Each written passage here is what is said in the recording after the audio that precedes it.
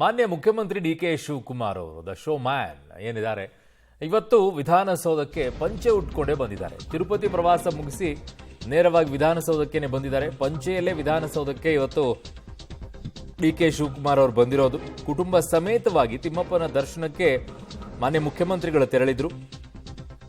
ದೇವರ ದರ್ಶನ ಬಳಿಕ ನೇರ ವಿಧಾನಸೌಧಕ್ಕೆ ಮಾನ್ಯ ಮುಖ್ಯಮಂತ್ರಿಗಳು ಬಂದಿರೋದು. ಸೊ ಅದು ಪಂಚೆ ಉಟ್ಕೊಂಡೇ ಬಂದಿದ್ದಾರಂತೆ ನೇರವಾಗಿ ವಿಧಾನಸೌಧಕ್ಕೆ.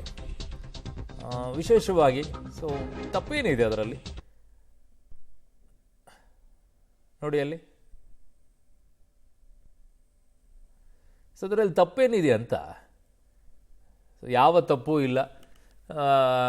ಇದೊಂಥರ ಕ್ಲೀನ್ ಆಗಿರುತ್ತೆ. ಆ್ಯಕ್ಚುಲಿ ಯಾರು ಏನು ತುಂಬ್ಕೊಂಡು ಹೋಗ್ತಾರೆ ಅನ್ನೋದು ಗೊತ್ತಾಗೋದಿಲ್ಲ ಪಂಚೆ ಇದ್ಬಿಟ್ರೆ. ಸೊ ಹಾಗಾಗಿ ಒಂದು ಕಲ್ಚರ್ಡ್ ಆಗಿ ಆಮೇಲೆ ಅವರು ಹೇಳುತ್ತಾ ಇರ್ತಾರೆ ಎಲ್ಲವನ್ನೂ ನಾನು ನಿಭಾಯಿಸ್ಕೊಂಡು ಹೋಗ್ತೀನಿ ಅಂತ ಹೇಳಿ.